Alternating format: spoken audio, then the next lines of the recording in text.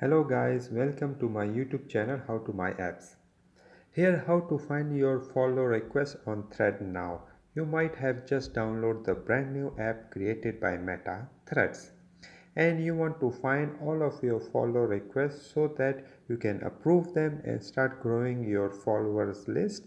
So click on the app here, and if you can tap on your profile at the bottom right, you can see at the top left I can tap on followers and it show my current followers list, but right now I don't have it.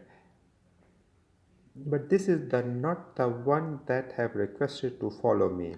All I have to do is to find that is to go out here, to go out from here and click on the little heart button at the bottom right, and you can see under activity here that all of the accounts that have requested to follow me, I can either any one of them like approve it or deny it.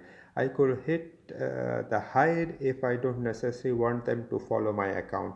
But in my case currently I don't have any pending approval as I already approved all of them. But in your case it will show you here, you have to just click and approve it. So all of those people to follow my brand new Threads account. Hope this helped. If you have any question on that, leave them in the comment down below. Thank you.